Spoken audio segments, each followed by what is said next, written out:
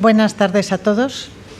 Bienvenidos a esta segunda sesión del Foro de Medicina Privada del Colegio de Médicos. En este foro queremos dar voz a la medicina privada. Queremos que sea un lugar de intercambio donde se planteen los problemas y se busquen soluciones.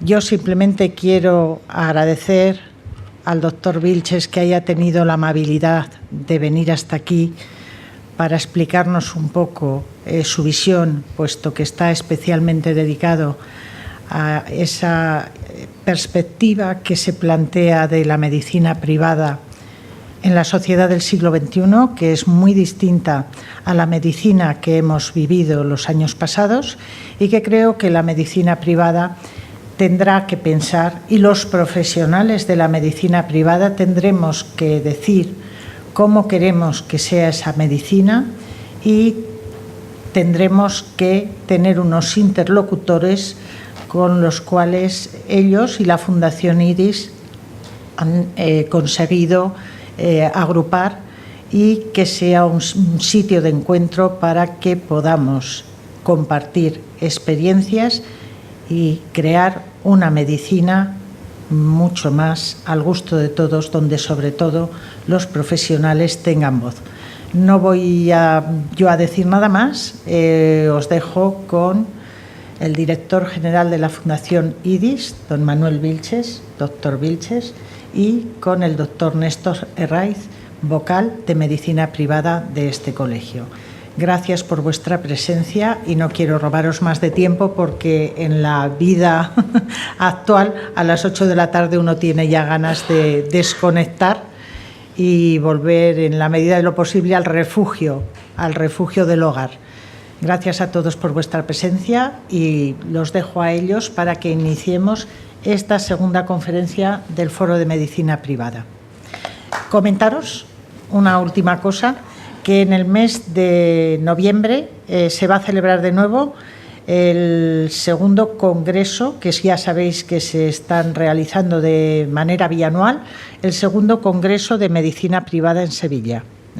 Os iremos poniendo en antecedentes de lo que se vaya produciendo, pero creo que es un congreso importante que tuvo una gran presencia hace ahora un año y medio, y que creo que si queréis podéis participar, porque es un sitio de encuentro y donde se debaten temas muy interesantes en el mundo de lo que es la medicina privada. Gracias a todos.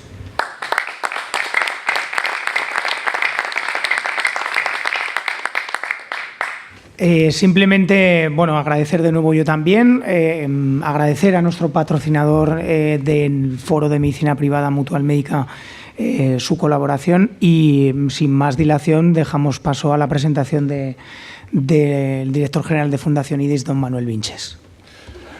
Bueno, pues muchas gracias, Concha, es un placer estar aquí, y Néstor, además me acabo de encontrar con un montón de viejos amigos, con lo que la tarde se ha hecho mucho más agradable. Yo traía una presentación muy seria, por lo que veo, pero muy seria, que es la que vimos en la OMC, en el Congreso y demás, pero la voy a pasar rápido, porque es tarde, la voy a pasar rápido, voy a recordar algunas cosas, porque la idea, ese soy yo, pero da igual, ya me han presentado, yo soy médico, una vez fui cirujano, estuve unos años siendo cirujano y luego me pasé al lado oscuro de la gestión y llevo 20 años ya en ese entorno, desde aseguradoras a gerencias de hospitales y ahora en la Fundación IDIS, que es un poco lo que voy a contar que es. La Fundación IDIS es una fundación sin ánimo de lucro que nació hace ahora 9 años y que su único objetivo es poner en valor el emprendimiento privado en sanidad. No hay otro. No hay otro. La manera de ponerlo en valor es a base de demostrar lo que hacemos bien, buscar lo que hacemos mal y tratar de arreglarlo, evidentemente. Empezamos siendo 12 organizaciones en 2010, ya somos 83, pero de realidad deberíamos ser 100 algo, pero como nos vamos comiendo unos a otros, nos vamos comprando, integrando y demás, deberíamos ser bastantes más.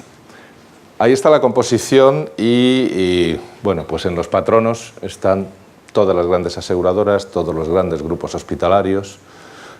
En los patronos de libre designación están todos aquellos que tienen algo que decir en lo que es sanidad, desde la OMC, el Consejo de Enfermería, FENIM, Farmaindustria, FACME, los especialistas, evidentemente las 3 grandes plataformas de pacientes que cada vez trabajan más con nosotros, todos aquellos que tengan algo que decir en ese entorno. Y luego, pues en otro ámbito, los mismos aseguradores o empresas colaboradoras, que son empresas relacionadas con el entorno sanitario, y nuestros patrocinadores, que son los que nos permiten hacer este tipo de cosas, ¿no? Que en definitiva son empresitas pequeñas como Philips, como Amgen, como Roche, de todo tipo, industria farmacéutica, tecnológica, consultora, también está Accenture, o sea que es un abanico de lo más amplio que hemos podido tener precisamente para dar cabida a todo el mundo. No sé si desde ahí con esto veis, me da que no, lo vamos a quitar,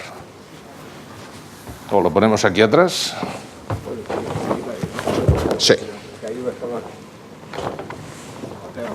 ahí, listo, además mucho mejor, así lo veo yo también.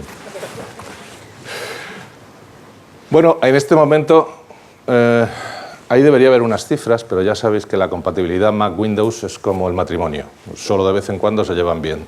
Entonces, prácticamente es la mitad de los hospitales privados, 165, y de las camas del país, y aproximadamente el 82% de las primas de seguro sanitario. Todo lo que voy a contar está en los informes, que es la base de nuestro trabajo, y todos están accesibles y son gratuitos, en la página web se pueden bajar todos ellos. Este es el último que hemos publicado, que es el análisis de situación del 2019, que ya afortunadamente lo usa hasta la ministra. Incluso Pablo Iglesias en el debate dio un dato, lo que pasa es que hasta se equivocó leyéndolo, pobre. No. El informe de experiencia de paciente, del que hoy vamos a hablar un poquito más porque es lo más novedoso que hemos hecho y lo que realmente nos está enseñando cosas. Y, por supuesto, el estudio de resultados de salud, pues somos el segundo observatorio más antiguo de España, después del de Cataluña y más antiguo que el de Madrid, publicando ya indicadores de resultado, que también vamos a ver alguno. Por supuesto, la QH, no sé si hay algún hospital aquí en Zaragoza que tenga la QH, la acreditación de Quality Healthcare. Pues Carlos, hay que ponerse las pilas ya con esto y empezar a decirlo, Ya, luego lo mandaré.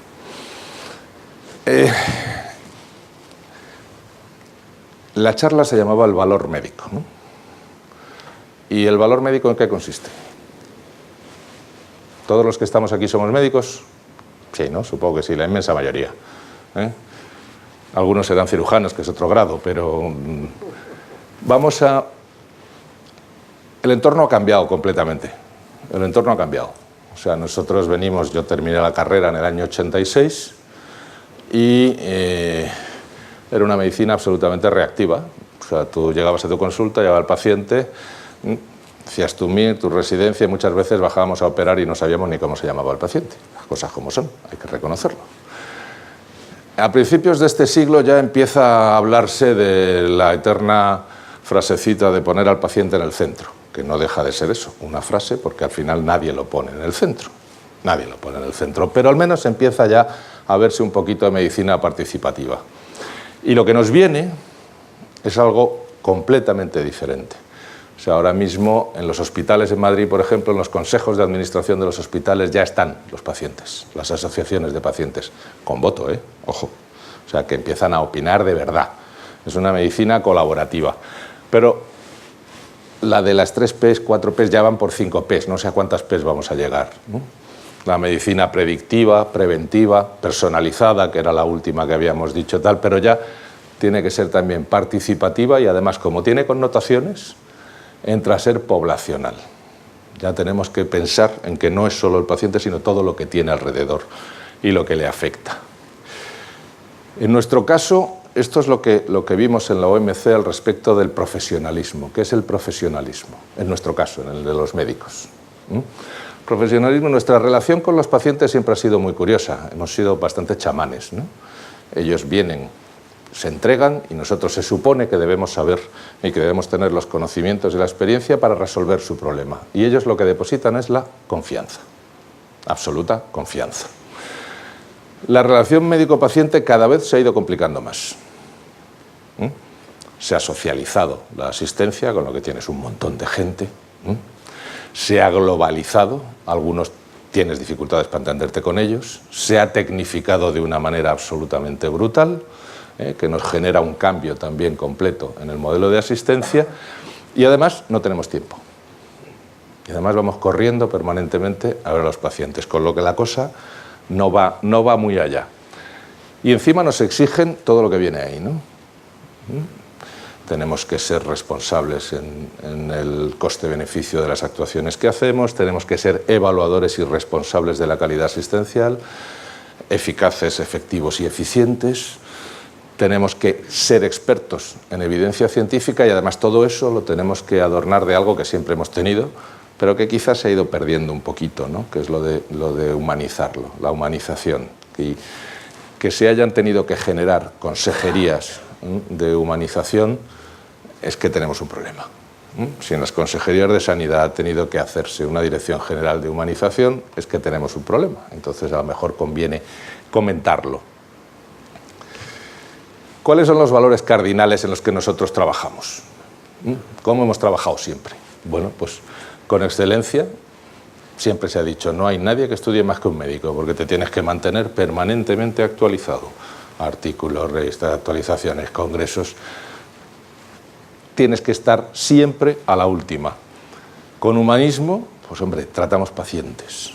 Desde el momento en que tratamos pacientes tienes que tener unas mínimas bases en el modelo relacional, el respeto, la compasión, la compasión de acompañar, del original de la palabra, no del que después hemos tenido, la empatía, que todas tus actuaciones sean honorables e íntegras. Todo eso está recogido, como luego lo veremos, en el código deontológico, ¿no? Pero es que además tenemos responsabilidades. La profesional, sin duda, pero una social, muy importante. Y todo ello dentro de un paraguas de altruismo, es decir, poniendo siempre por delante al paciente antes que tus propios intereses. Nos lo tendríamos que hacer mirar, porque esto lo pensamos así y todos necesitamos una evaluación psiquiátrica. Está claro, está claro. Pero bueno, ahí estamos.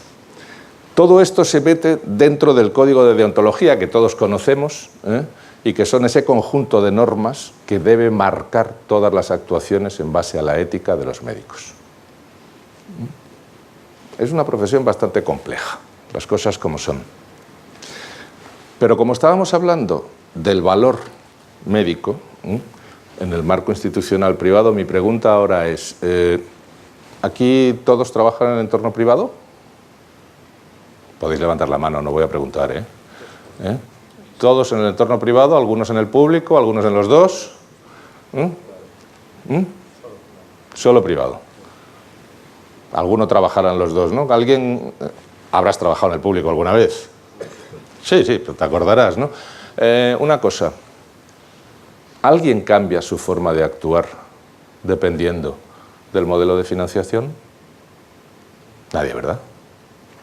Por eso he querido recordar exclusivamente lo que es un médico sin decir dónde trabaja, porque trabaja igual en un sitio que en otro. Otra cosa diferente es que se lo pongan más o menos fácil, se lo reconozcan más o menos o le paguen más o menos. Ese es otro tema. Pero el acto médico y la relación entre el médico y el paciente no entiende de modelos de financiación. Entiende única y exclusivamente de la capacidad de cada uno de los médicos de hacer las cosas bien, regular o mal. Ese es un tema personal de cada uno. Pero estas son las bases en las que deberíamos tener centrado el modelo de actuación. Porque está difícil porque escuchamos poco y nos escuchan menos. Que tenga que escribir un libro que dice que cuando los doctores no escuchan, vamos mal. Vamos mal porque es muy curioso, pero el 73% de los pacientes saben que tienen un médico de atención primaria, pero solo el 18% sabe su nombre. Por poner un ejemplo. Empezamos empezamos a no ir muy bien. Esto quiere decir que hay cosas que mejorar. Los pacientes no se acuerdan de lo que le decimos.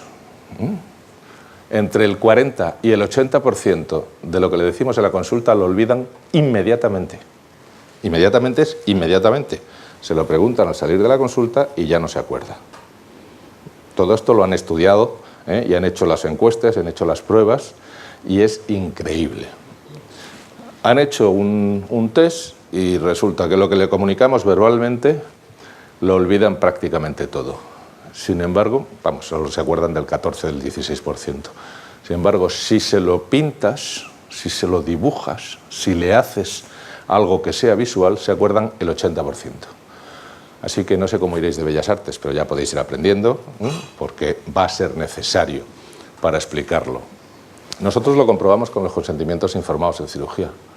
Cuando empezamos a pintarlo, los pacientes lo entendían infinitamente mejor y tuvimos muchos menos problemas. Y ahora entiendo por qué.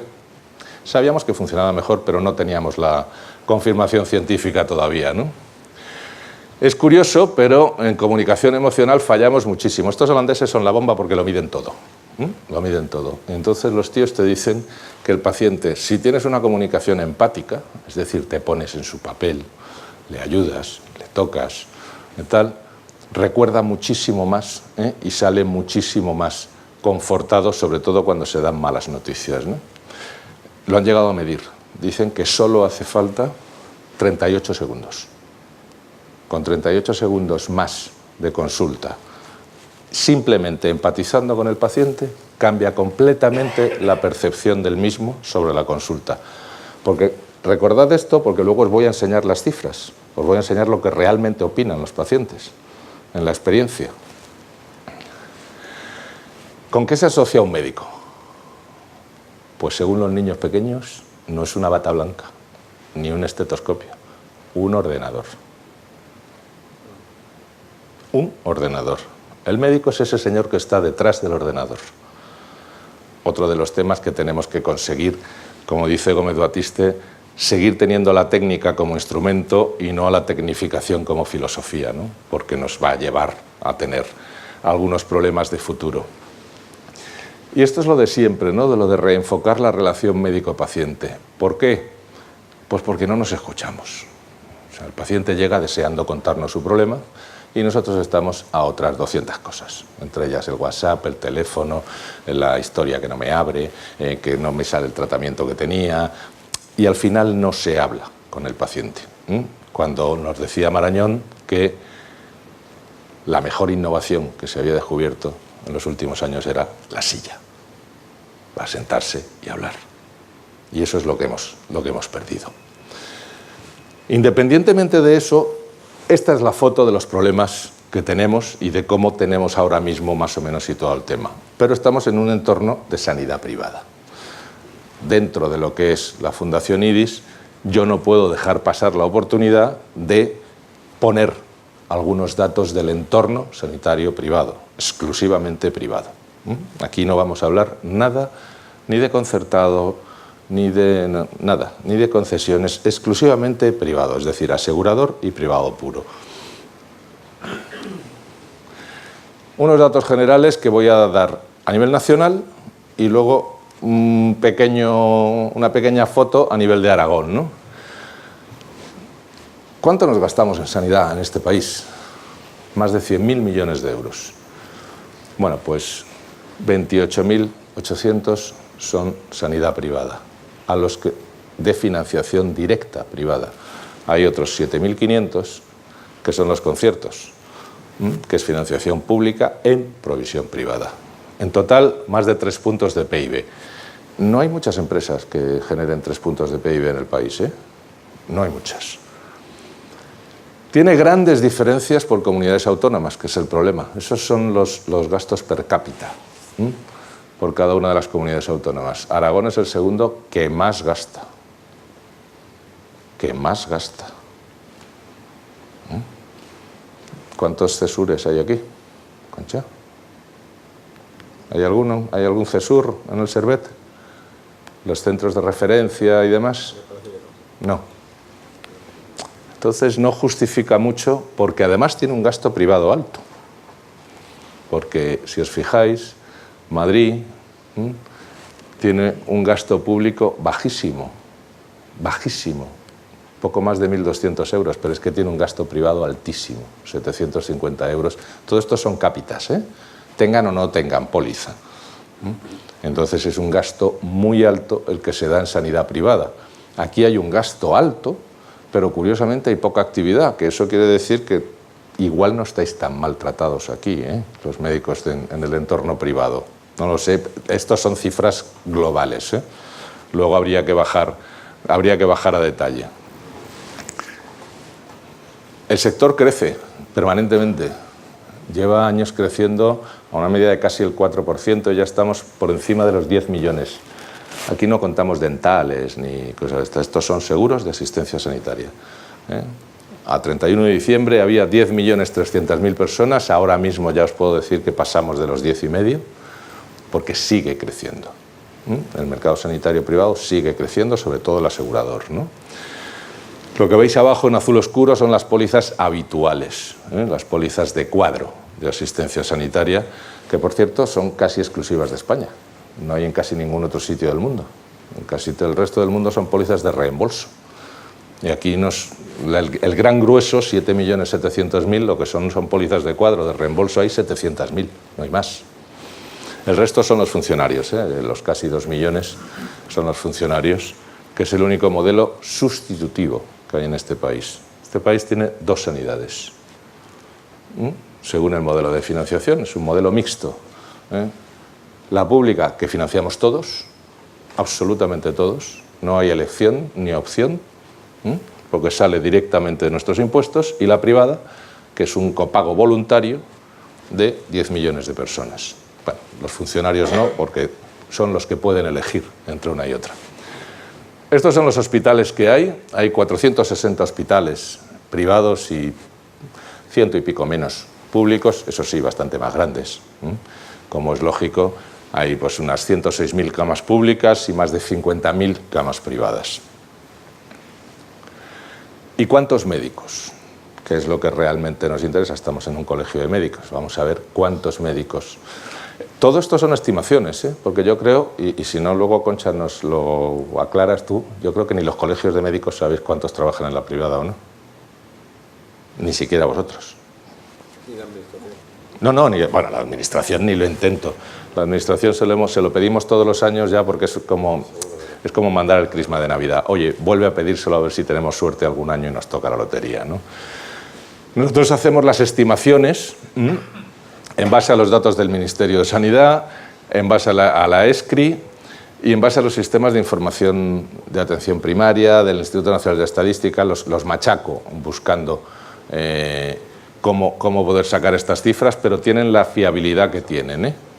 Pero debemos estar alrededor de 60.000 médicos que trabajan en el entorno sanitario privado, 70.000 enfermeros y 130 y pico mil de otras profesiones, que luego se reparten entre ámbito hospitalario y extrahospitalario. En total, cerca de 270.000 profesionales en el sector sanitario privado.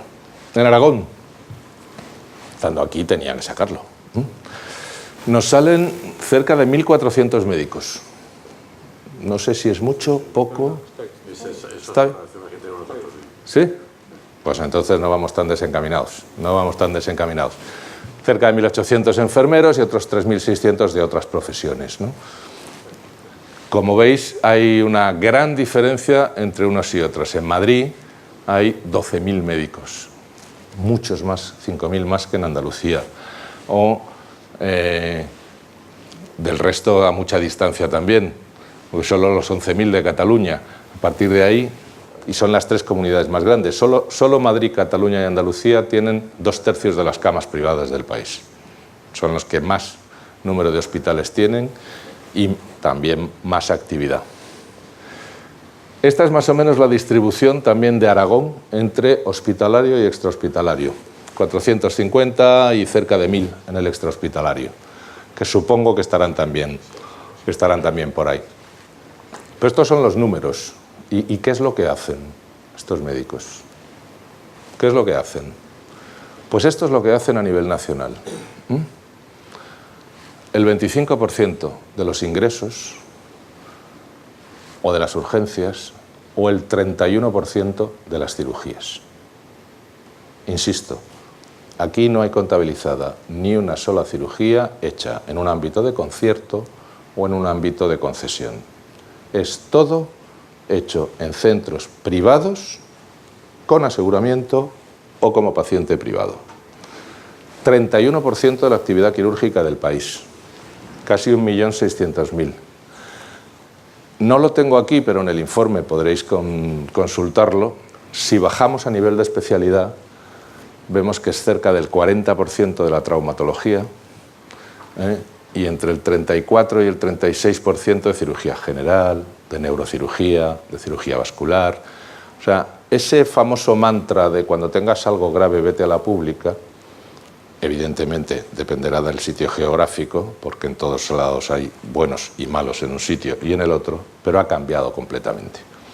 Los años de la crisis han hecho que en el ámbito público, no conozco en profundidad Aragón, entonces no puedo opinar, pero en Madrid, en Andalucía y demás, ha habido un parón muy significativo en las inversiones.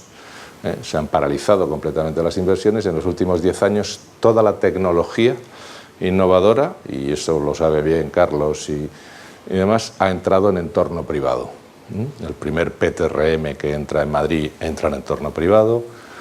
Ahora van a comprar 6 Da Vincis en Madrid cuando en la privada hay 13. Había 1 en el entorno público y en la privada había 13. Yo ya le dije al consejero, digo, ¿para qué vas a comprar? Si tenemos un montón. Vamos a optimizar esto, ¿no? Vamos a intentar... Oye, os lo ponemos, lo lleváis, lo usáis, pero esto tiene una curva de aprendizaje. Una curva de aprendizaje alta. Entonces vamos a aprovechar a los que ya la tienen pasada. Parece que no, que terminamos todavía tenemos algún problema en ese ámbito. Y esto es lo que os decía, hemos visto qué hacen y ahora vamos a ver cómo lo hacen. ¿Cómo lo hacen? Estos son datos del informe de resultados de salud. Estos son básicamente indicadores de accesibilidad que justifican el por qué cada año se incorporan 300 o 400.000 personas más al sistema del seguro de salud. Porque están esperando, hay un tiempo medio de espera de citación de una mamografía en 11 días, de una resonancia en 9 o de un TAC en 6. La citación de consultas de especialista en ningún caso supera las 2 semanas, un poquito largas en el caso de los dermas, pero bueno, es que son especialitos. Y el tiempo medio transcurrido entre que se diagnostica de manera veraz un proceso oncológico y se comienza cualquier tipo de tratamiento, ya sea una neoadyuvancia, una cirugía, una radioterapia, tanto en mama como en colon como en pulmón, no llega a 2 semanas. Las mejores guías internacionales recomiendan que no sobrepase las 8 semanas. Y aquí, en ningún caso, supera las 2. Al mismo tiempo, en 5 millones de urgencias, no estamos analizando 10.000 urgencias en un sitio, no, hay 5 millones de urgencias analizadas, con un tiempo medio de primera asistencia de 8 minutos para el triaje y 15 para la primera asistencia, 23 minutos. Solo esto ya justifica el por qué sigue creciendo el seguro de salud. Pero si nos vamos a indicadores de resultado, que son los buenos, son los que nos gustan al final a los médicos, ¿no? Los de supervivencia, de sí, tú lo haces muy bien, pero a ver cuántos se te mueren. Pues se nos mueren muy poquitos. Es más, se nos mueren los que se tienen que morir, porque lo que se evidencia es que las cifras son o mejores o perfectamente extrapolables tanto al CatSalud como a la Comunidad de Madrid, que son 2 sistemas sanitarios considerados de referencia. Supervivencia al alta por insuficiencia cardíaca 89,90, por síndrome coronario agudo 94,9 contra 92,8, por ictus 87, 87, 84. Reingresos, las tasas de reingresos están bastante por debajo de los del ámbito público, pero ese siempre ha sido un indicador de eficiencia de la privada. La septicemia no le hagáis mucho caso porque es un indicador bastante complicado de seguir. Pero hay muchos de estos, vamos a publicar el siguiente informe ya con 65 indicadores, comparados además con 400 hospitales centroeuropeos, Alemania, Austria, Suiza, para ver si realmente hacemos las cosas bien, porque todos pensamos que las hacemos bien, pero hasta que no te comparas, no tienes la certeza. Por ir avanzando en el tema, ese es el gasto sanitario privado sobre el total por comunidades autónomas. Asusta un poco, ¿no? Canarias, 49,7%. Madrid, casi 43%. Baleares, 40%. Aragón está en un 31%, y luego veremos que no está muy justificado que esté tan alto. No está muy justificado que esté tan alto en base a la actividad que se realiza. Y este es el porcentaje. Bueno, lo siento. Ha vuelto a salir el valor. Si tenemos el informático, no, lo ha pasado el tal. Bueno, os lo puedo decir de memoria. Canarias tiene un 48,7% de actos quirúrgicos hechos en el entorno sanitario privado. Baleares 42%, Andalucía 40%, Madrid 38% y de ahí para abajo. Aragón tiene un 21%. Lo vamos a ver después. Está por aquí abajo Aragón. Tiene un 21%. Pero lo que quiero que penséis es cómo encajamos ese 50% de cirugías de Canarias o ese 40% de Andalucía, cómo las encajamos en un sistema que ahora mismo tiene unas listas de espera progresivamente crecientes. No hay posibilidad, simplemente no hay posibilidad, no hay encaje posible. Vamos a echarle un vistazo a Aragón, ya que estamos aquí, vamos a echarle un vistazo. Cerca de 3.000 millones de euros os gastáis aquí. Para 3 provincias no está mal. 2.000 millones en ámbito público y 800 en ámbito privado. Muy poquito en conciertos y la inmensa mayoría de ellos se lo lleva el transporte sanitario y la terapia respiratoria domiciliaria.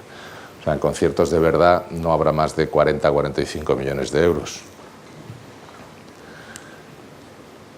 El problema es este, que el gasto es alto cuando el gasto público es muy alto también, comparativamente. En un desayuno, el consejero Vergeles de Extremadura le decía, la charla la daba Vergeles y estaba sentado Enrique Ruiz, el de Madrid, entre el público, y le decía: qué suerte tienes, que tú tienes un 35% de privada, yo solo tengo un 15%. Y decía, a mí me cuesta cada extremeño mucho más que a ti, un madrileño. Partiendo de la base de que todos ellos van a interpretar que son exclusivamente consejeros de la pública. Partamos de esa base, porque es la sensación que tienen y el presupuesto que gestionan. Estos son los conciertos. Para los próximos presupuestos, como han prorrogado presupuestos en Aragón, había como 94 millones de euros. Y como veis, después la presentación se queda, o sea que podéis verlo, pero es que solo transporte sanitario se lleva 27 millones de euros. Terapia respiratoria, otros 10. Conciertos de asistencia real, hay 45 millones, no hay más. 42 en realidad en el último año, 33 en el último año conocido, los 2016, que eran los 80 millones, 33. Y a partir de ahí no sé cómo se habrán incrementado los presupuestos, ahora mismo están prorrogados y no sé el gasto que estarán haciendo. Pero los asegurados suben. Ya hay más de 250.000, 255.000, creciendo un 2,5%, las primas un poquito más. Y esto es lo que vimos. No llegan a 1.000 camas privadas, 954. Y hay 4.300 públicas, 9 hospitales privados y 20 públicos. Está invertido en relación a Madrid o a Cataluña, que hay muchísimos más privados que públicos.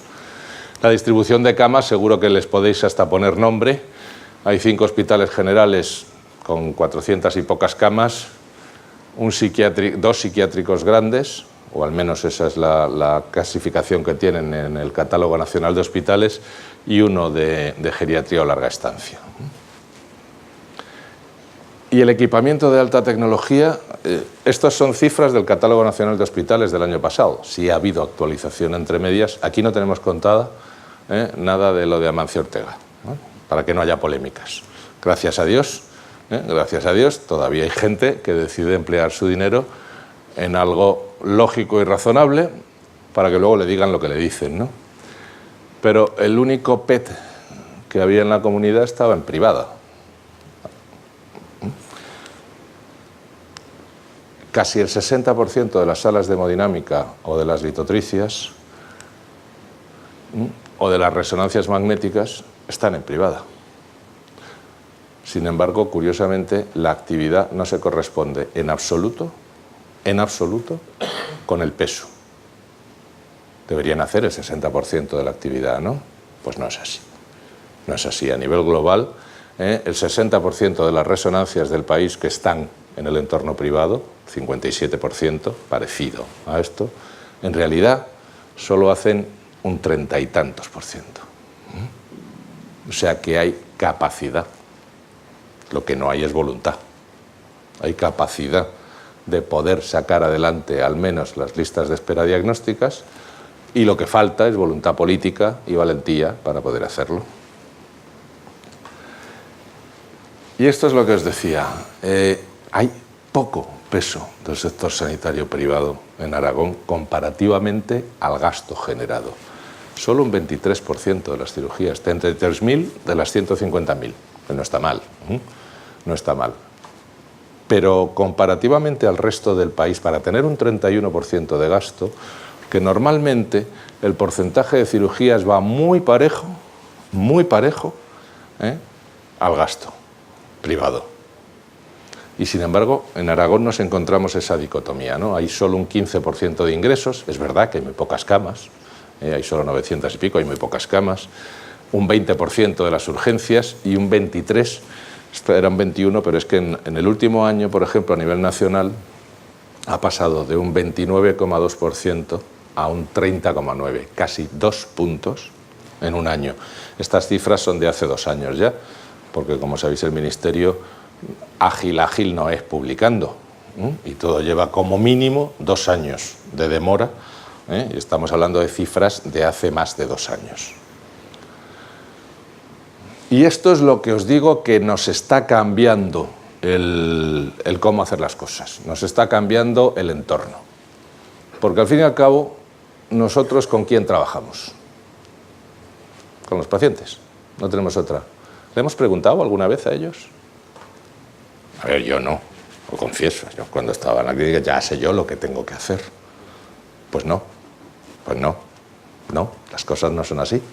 Las cosas están cambiando claramente y hemos hecho un informe es el primer informe que se ha hecho en España de experiencia de paciente. Lo hemos hecho en la sanidad privada. Pero muchas de las conclusiones son perfectamente extrapolables a cualquier acto asistencial. Entonces, ¿qué es lo que queríamos? Bueno, pues de alguna manera, y que nos digan de verdad si lo estamos haciendo bien o mal, ¿no? Esto no es un barómetro, ojo, no es un barómetro. Vamos a ver ahora que es mucho más complejo que eso. Tenemos que entender lo que el paciente realmente quiere. ¿Para qué? Pues para tratar de dárselo.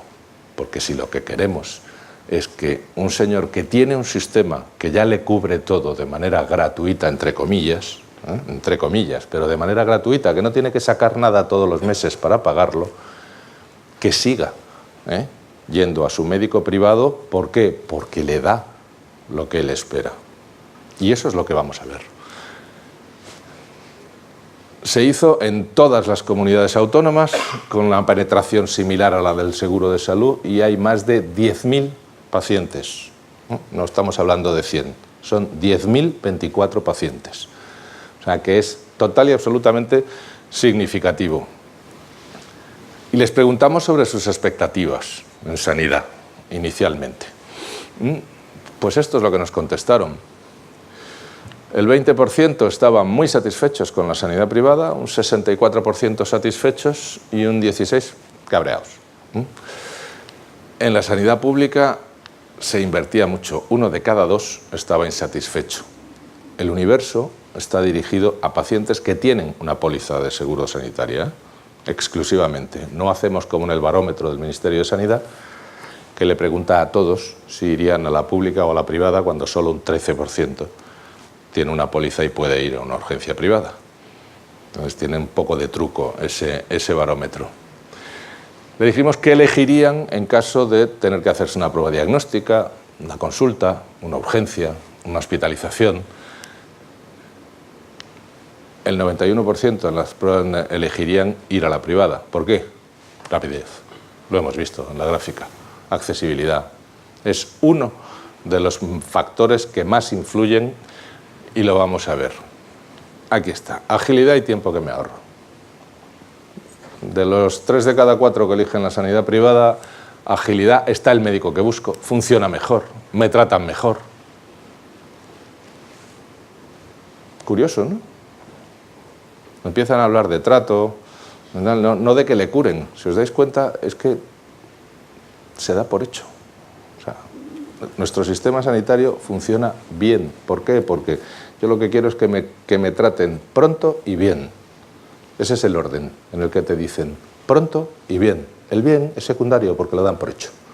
Salvo catástrofe, lo normal es que te traten bien. Y entonces le preguntamos qué es lo que vivían y cogimos los 5 momentos, 5 patient journeys, 5 viajes del paciente. Uno, cuando tiene los momentos administrativos del seguro. Otro, las urgencias. Otro, la consulta del médico. Otro, realizarse una prueba diagnóstica, y otro, una hospitalización con intervención. Estos son los momentos de cada viaje y cada momento tiene diferentes submomentos, como vais a ver. Solo voy a poner, dado que estamos en un colegio de médicos, los más centrados en el médico, que son la consulta y la hospitalización. La prueba diagnóstica, por no sobrecargar también, porque quiero que luego tengamos debate. Fijaros, por ejemplo, en cita y recordatorio, lo que se le pregunta es: pedí la cita directamente con el médico, me dieron opciones de fecha, recibí un aviso de confirmación, me ofrecieron ir antes, el plazo para ir fue inferior a 10 días, o en la consulta el médico me hizo preguntas, salí con una solución a mi problema. Me resumió los pasos, me entendió y me trató con humanidad, y cada uno de ellos da una puntuación, y es lo que define un nombre espantoso, que es la experiencia wow. Habréis visto algún anuncio, pues que está tan de moda, ¿eh? Afortunadamente fuimos de los primeros. La experiencia wow es que consigues aquello que tú esperabas. Es cuando vas al cine y dices, ¡uf, qué peliculón! ¿Eh? Pues en este caso es lo mismo, puntúas de 0 a 10, todo lo que esté por debajo de 6 es negativo, entre 6 y 9 es neutro, y la experiencia wow es solo por encima de 9. 9 o 10. No hay términos medios. El 80% la vivían. Con una satisfacción del 7,9 y un NPS. ¿Sabéis lo que es el NPS? El NPS es el Net Promoting Score. Es un indicador que utilizan absolutamente todas las empresas, que es la probabilidad de que recomiendes que vayan a esa tienda, o que compren ese televisor, o que vayan a ese médico, a un familiar o a un amigo. La probabilidad de que le digas, oye, vete a ver esta película, eso es un NPS alto, tendría un NPS alto. Bueno, pues los médicos también tenemos NPS, también tenemos índices de recomendación, y tenemos que estar al día con ello. El NPS es muy sencillito, son todos los que te recomiendan y le restas todos los detractores. Estar en positivo ya es un triunfo, ya es un triunfo. Si me preguntáis por el NPS de Movistar, os diré que es muy negativo, como menos 18, menos 20 y tantos. O sea, las telecos suelen tener NPS muy negativos. De los NPS más altos que hay, por ejemplo, es Amazon. Amazon lo recomienda a muchísima gente. Bueno, pues Amazon está al nivel de la hospitalización. ¿Qué es esta? Que es muy curiosa. La consultora nos dijo que nunca habían visto una curva así. nunca. Dice, en el que prácticamente todo el viaje está por encima del 90%. O sea que los pacientes están realmente viviendo lo que esperaban vivir.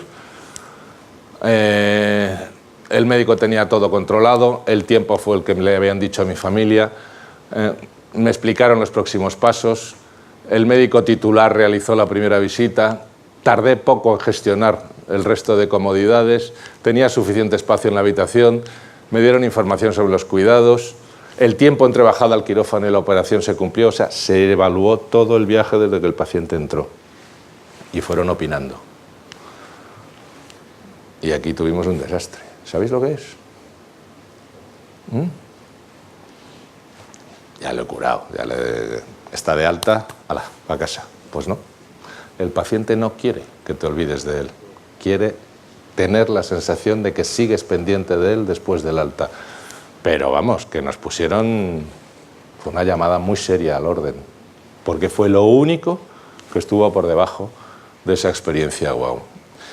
Si resumimos todos los momentos médicos, estos son solo momentos médicos. Es decir, el equipo estuvo pendiente, me hizo preguntas, entendió mi caso, me trató bien, me resumió los pasos, salí con recomendaciones y soluciones a mi problema. Pruebas diagnósticas, consulta, urgencias, hospitalización. Estaban sorprendidos. O sea, algo estamos haciendo bien. Porque el paciente al menos sí que percibe que lo que le estamos dando es lo que le espera.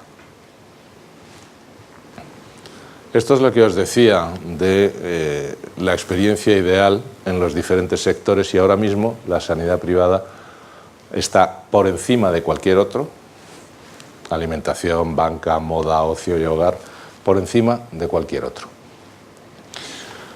En conclusión, porque ya vamos tardísimo, que podamos hablar un poco, lo que hemos visto, tenemos un entorno absolutamente cambiante. Absolutamente cambiante. Una sanidad pública que es un gran paraguas para todo el país, que se financia cada vez con más gasto y va a necesitar todavía mucho más en los próximos años por el envejecimiento, la cronificación, la pluripatología y demás.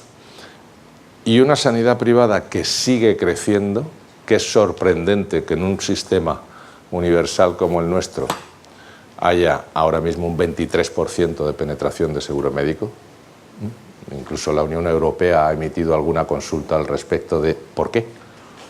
Si lo tienen gratis, ¿por qué se compran un seguro? No lo terminamos de entender. Dadnos una explicación. Parte de las explicaciones yo creo que las hemos visto con los indicadores. Básicamente es accesibilidad, modernidad y trato. El trato, todos hemos visto que lo tenemos que amparar en ese profesionalismo que nos da igual la titularidad. Sea público o sea privado, nos da exactamente igual. Y lo que tenemos que hacer ahora es entender que todos aquellos que trabajan en sanidad privada, que estamos entrando en un entorno ya de competencia directa, pero de competencia directa en ámbito político.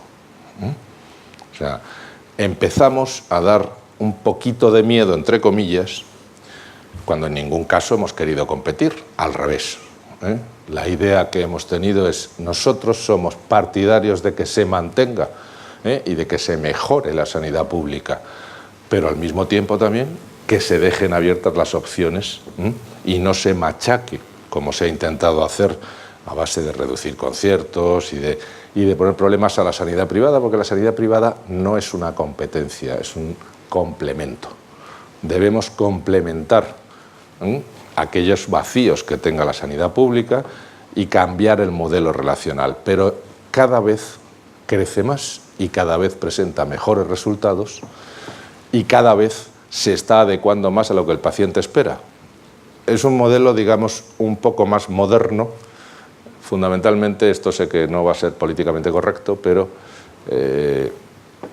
un modelo funcionarial como el que tenemos en este momento en la sanidad pública no puede funcionar y no puede hacer cierto tipo de cosas como el que hemos visto aquí.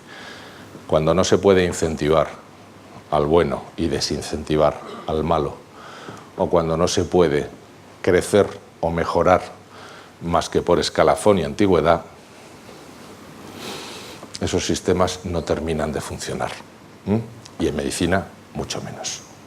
Somos el único país del mundo en el que los médicos son funcionarios.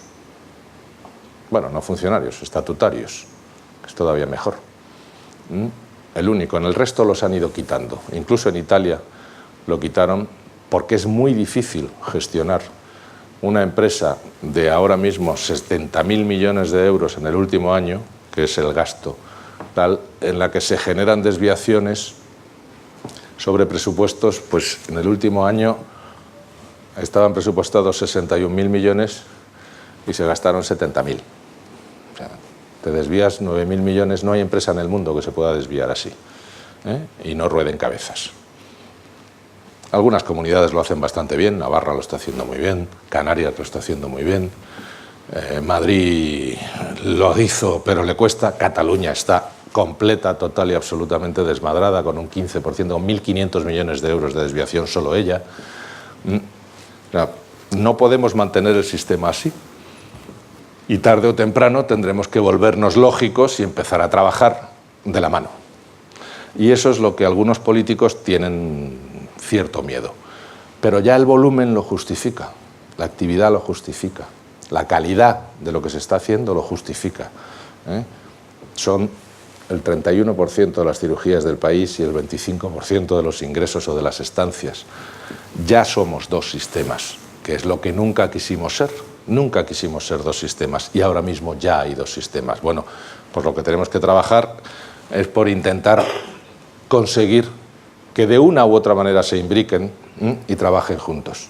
Y no va a ser fácil y nos va a hacer muchísima falta que todos los que estáis día a día en la calle viendo pacientes, conozcáis esto, sepáis en general cómo está el tema a nivel político, a nivel económico, a nivel de actividad, a nivel de pacientes, qué es lo que están percibiendo y qué es lo que nos están pidiendo para consolidar el sector y mantenerlo. Porque al final, la charla, y con esto acabo, se llamaba el valor médico y deberíamos poner el valor del médico, porque es el que en definitiva está manteniendo y soportando que el modelo funcione. Y nada más, muchísimas gracias.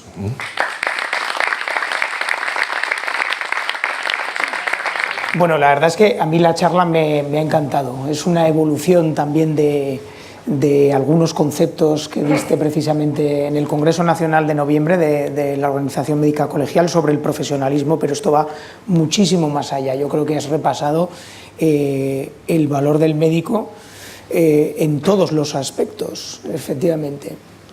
El profesionalismo es fundamental, es lo que se espera de nosotros, tanto por parte del paciente como por parte de los otros actores que trabajan con nosotros en la sanidad privada.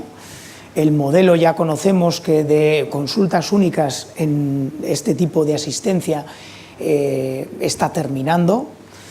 Es el presente, dejarme decir, simplemente por volumen de número de consultas, pero en 10 años la mitad de la población, o más de la mitad de la población de médicos que asisten, ejercen en la privada, se jubilará, de tal manera que, bueno, el nuevo marco institucional, principalmente hospitalario, en las múltiples relaciones de aseguradoras, hospitales exclusivos, algunos gestión pública-privada, bueno, eso es a lo que nos vamos a tener que enfrentar, no solo los de mi generación, sino algunos de otras generaciones todavía pues, más mayores que van a seguir ejerciendo.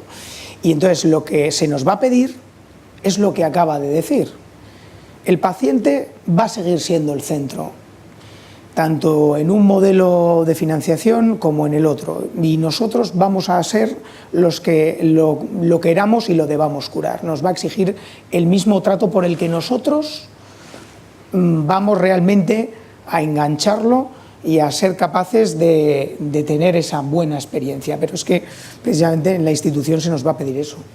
Se nos va a pedir eso, y eso hay que entenderlo, es decir, nosotros cada vez vamos a tener que ser más profesionales, pero claro, no a toda costa.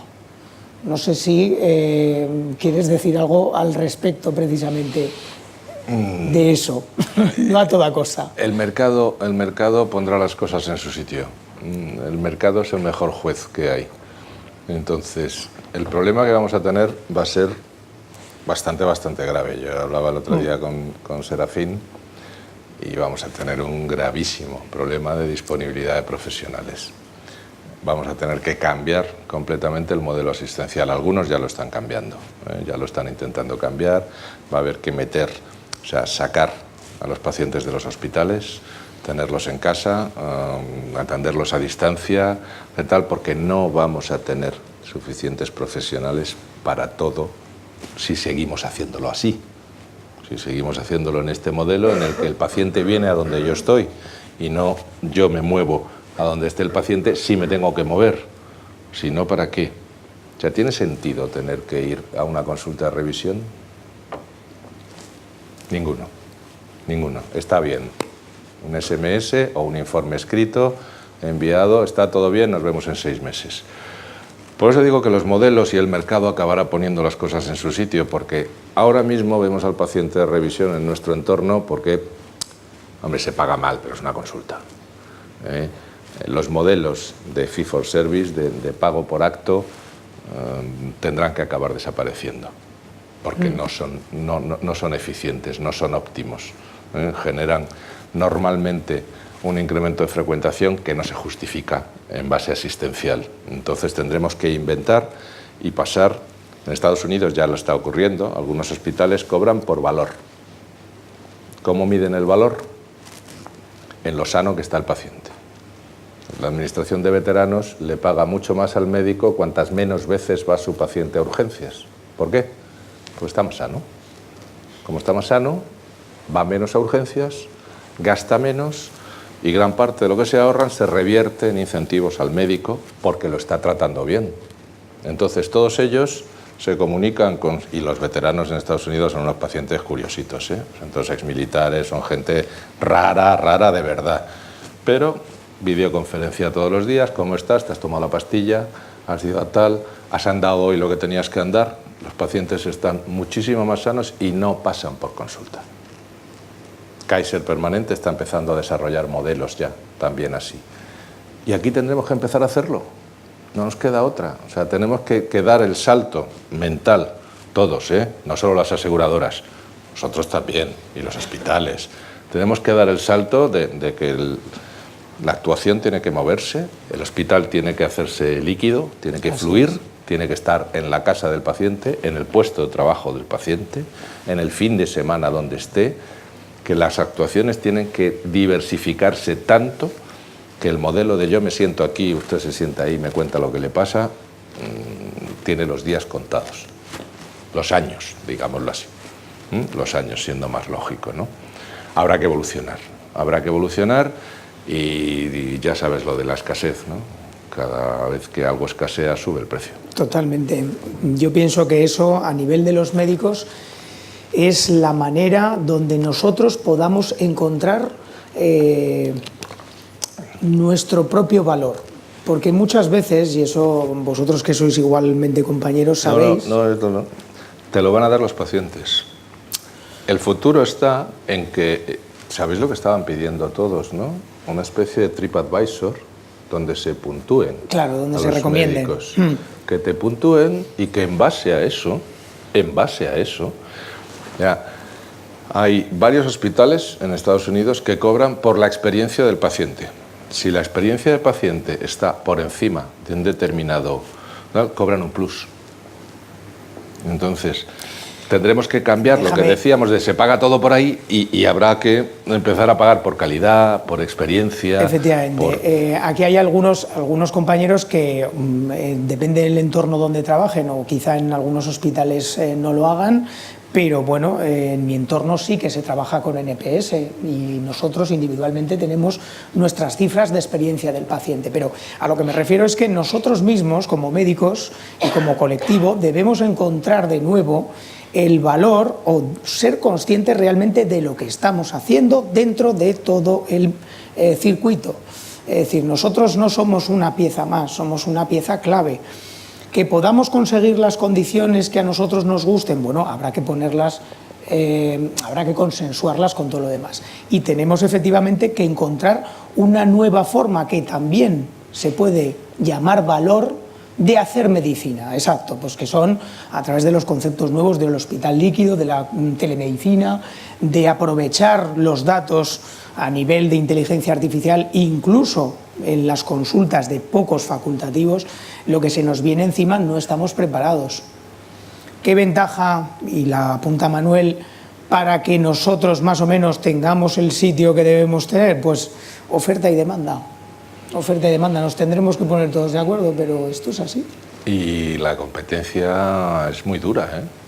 La competencia es muy dura y tenemos muchas cosas que mejorar. Y la ventaja es que vamos a tener las herramientas para hacerlo. Ahora mismo se están generando ya proyectos. No sé si hay algún neurólogo o algún neurocirujano. ¿Cuántos ictus llegan al hospital con capacidad de ser tratados? Os doy la cifra, no llegan ni al 25%. Para no tener secuelas y tener ciertas garantías de tratamiento, se está empezando a desarrollar un modelo en base a blockchain, que el blockchain no es más, es una chorrada. El blockchain es un grupo de WhatsApp, en definitiva. Es un grupo de WhatsApp. ¿Eso qué quiere decir? Que todo el mundo se entera a la vez de lo que está pasando y todo el mundo sabe que ha habido un tal aquí y la ambulancia llega antes y el hospital está preparado y los intensivistas están tal y tienen el catéter apuntando ya cuando llegan para... ¿no? Entonces se calcula que solo con que se duplique el número de pacientes que lleguen con capacidad de ser intervenidos y mejoren en las secuelas, los ahorros que se generarían con eso servirían para incentivar a toda la cadena. O sea que se están empezando a desarrollar modelos que ni se nos ocurría, porque pensábamos únicamente en la mejora de la calidad asistencial, pero es que no solo vas a mejorar la calidad asistencial, que vas a tratar al doble de pacientes que tratabas antes, que vas a salvar el doble de vidas, es que además se va a poder generar una mejor actuación para todos los implicados en esa cadena. Yo creo que todo lo que está hablando Manuel podemos también hablarlo de la manera que cuando se nos pide o quieren los nuevos grupos hospitalarios o las nuevas instituciones o las antiguas una vuelta de tuerca en la actuación médica, es eso. Ese valor del médico que ellos necesitan es una mayor calidad asistencial a nivel de tecnificación, seguridad del paciente, mejora en la evidencia porque disminuye el gasto efectivamente, con lo cual el beneficio para todos, incluso para el médico, va a ser mayor. Va a ser mayor. Desde luego que además el número pues le beneficiará al médico, la falta de número en este caso. Pero es que el paciente va a ser el que exija ese tipo, es decir, el paciente será el primero el que diga yo quiero ir a una consulta con fulanito de tal porque sé que es bueno, porque los demás lo han recomendado, porque sé que lo promocionan en su hospital y además no me va a hacer ir a una segunda visita, efectivamente, porque todo eso va a resumir un poquito el siguiente paso. Es así. De tal manera que, bueno, nos tenemos que poner las pilas, vulgarmente hablando. Creo que si tenemos 5 años por delante, apasionantes. Sí, quería hacer un comentario. Soy Juan Calatayud, neurocirujano, jefe de servicio del clínico. Llevo en la privada desde que acabé la carrera.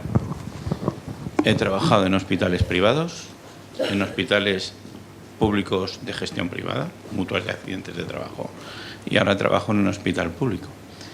Estoy muy de acuerdo en la presentación, pero hay algo en lo que no estoy de acuerdo.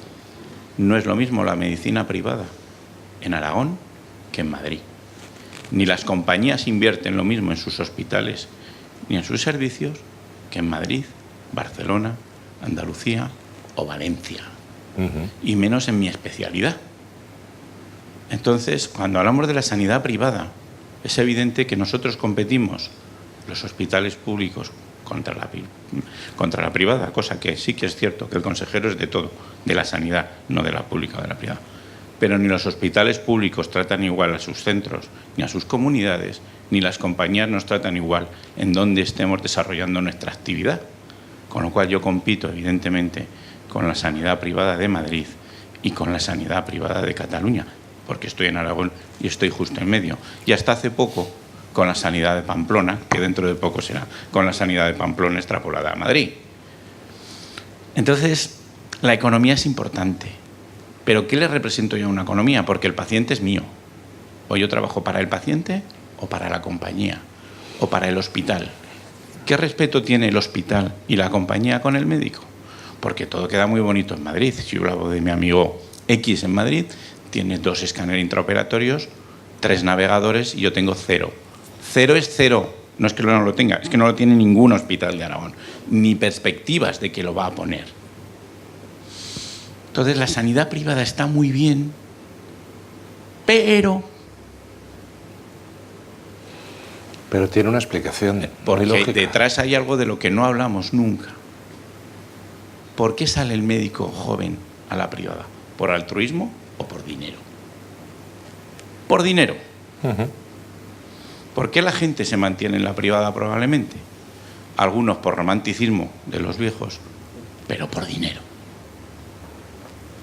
Luego tendremos que hablar de dinero. Los hospitales, las compañías y los médicos. Lo demás es querer meter la cabeza debajo del ala y no hablar del tema de la privada. Si yo gano lo que mi amigo Daniel Rosenthal gana en Alemania, me paso a la privada. O lo que mi jefe en el año 89 ganaba en Copenhague, como dicen algunos en exclusiva, no estaría en la privada, solamente haría pública. ¿Por qué no hablamos de dinero? Y nos sentamos y hablamos de dinero con las compañías, porque un médico que atiende en Quirón, Montpellier, Viamed, lo que sea, y hace todo, ¿qué diferencia ofrece uno de otros? Pero hablamos de que compiten los hospitales privados. Venga, hombre. Hay un problema que es la masa crítica. Aquí hay 255.000 asegurados. En Madrid hay 10 veces más. Evidentemente, eso condiciona el nivel de la asistencia. ¿Por qué? Porque tienes mucha mayor demanda. Al haber mucha mayor demanda, hay mucha mayor competencia y tienes suficiente masa crítica para poner esos navegadores y tener hasta la última, porque es lo que te diferencia en ámbito de marketing sanitario. ¿Qué problema hay? Que cuando hay pocos asegurados, hay poco para todos. Pero para todos. O sea, es el tema de que en la sanidad pública la pagamos por obligación. No pensamos que la pagamos, pero la pagamos y muy bien, Como habéis visto, el gasto per cápita vuestro aquí son 1.700 euros por barba y año. Eso es una póliza de 150 euros al mes. 150 euros al mes, más luego los 500 y pico de privada. Se te va a casi 200. En cualquier país de nuestro entorno, Francia, Holanda, están en esos ámbitos y no tenemos lo mismo, ¿cierto? Pero pasa lo mismo en la pública. Tampoco hay tanta gente como para justificar cierto ámbito de inversiones y al final el problema lo tenemos en que como hemos diversificado tanto nuestro sistema sanitario, hemos llegado a cerrar en exceso. Yo tengo grandes amigos riojanos, pero tiene sentido que La Rioja o que Cantabria o que Asturias, solo por tamaño poblacional, solo por tamaño poblacional, tengan un modelo diferenciado. No sería mejor hacer grandes hospitales de referencia con núcleos como han hecho en otros países tratando de optimizar y no redundar esfuerzos que al final nos van a limitar en el ámbito de inversiones y de profesionales, porque tienes que replicar uno tras otro. El mismo Madrid, ¿tiene sentido que haya 2 equipos de guardia de trasplante hepático separados por 50 metros? 50 metros, no, trasplante hepático, cirugía cardíaca, vascular. No tiene mucho sentido esto. pero nuestro modelo nos ha llevado a ello. ¿Qué ha pasado en la privada? Que hemos replicado también parte del modelo y que hemos cogido parte de las deficiencias, sin lugar a dudas. Se me está ocurriendo, al hilo de lo que acabas de decir, que hemos replicado éxitos y deficiencias.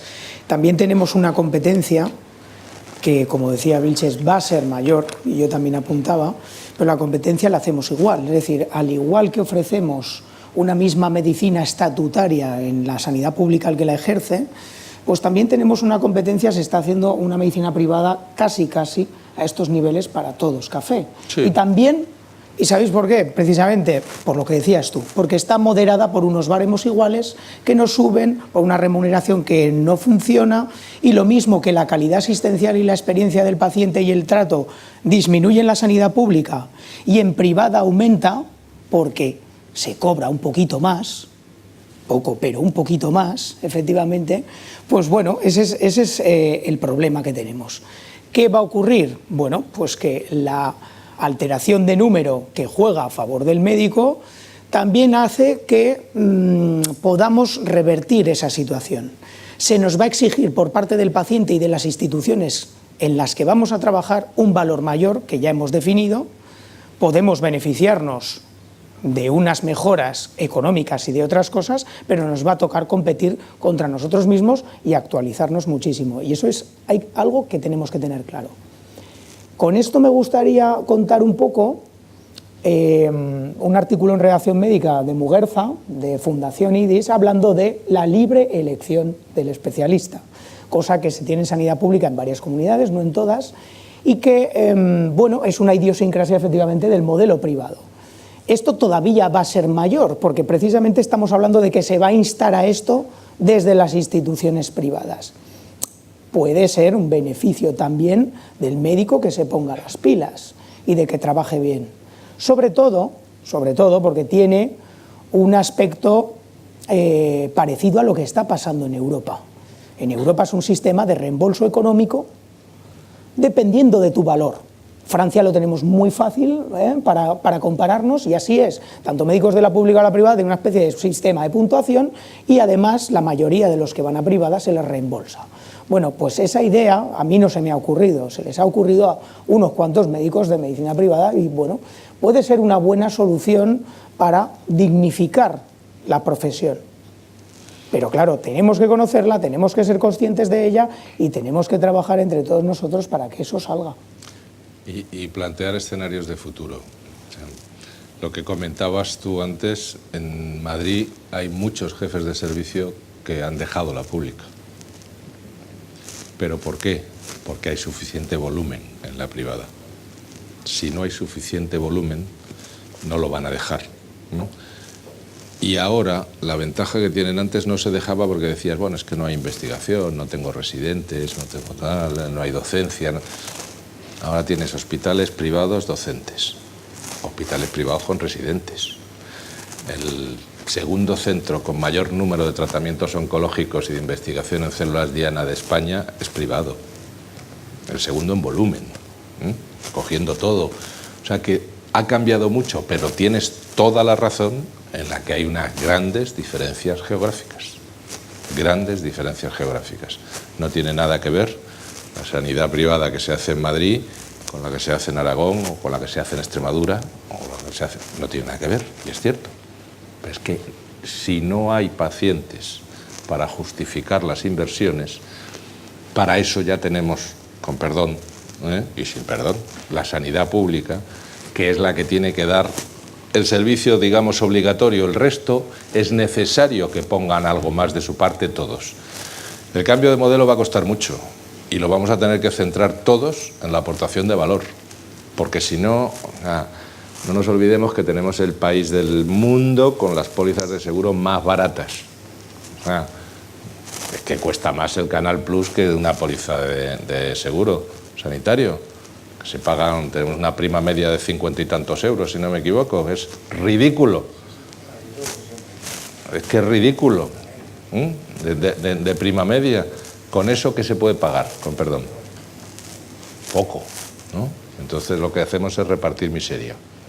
repartimos miseria de un lado para otro, y lo que tenemos que hacer es, y es lo que estamos intentando, pues que haya una corriente de cambio, basada en el valor, en la aportación de valor, en la que todo el mundo gane, y tratar de, a medio plazo, pues ver si se puede evolucionar ese modelo del pago por acto, que tiene muchos problemas, que no es el ideal, ni muchísimo menos, no es el ideal, pero que ahora mismo es muy difícil de cambiar con el modelo establecido que tenemos, ¿no? Y bueno, si vamos empezando a meter incentivos de calidad, aportación de valor, pues algo empezaremos a mover. No sé si alguien quiere preguntar alguna cosa más o hacer alguna apreciación. Pues damos por clausurada la segunda sesión. Muchísimas gracias, Manuel Vilches. Ha sido muy clarificador y bueno, pues te esperamos cuando quieras otra vez. Encantado de venir siempre. Agradeceros de nuevo vuestra presencia, deciros que el 24 de septiembre estará la tercera sesión del Foro de Medicina Privada, que vendrá Marc Soler, director general del Colegio de Médicos de Barcelona, hablando de muchas más cosas. Así que os espero, haced difusión y espero a todos vuestros compañeros, ¿de acuerdo? Muchísimas gracias.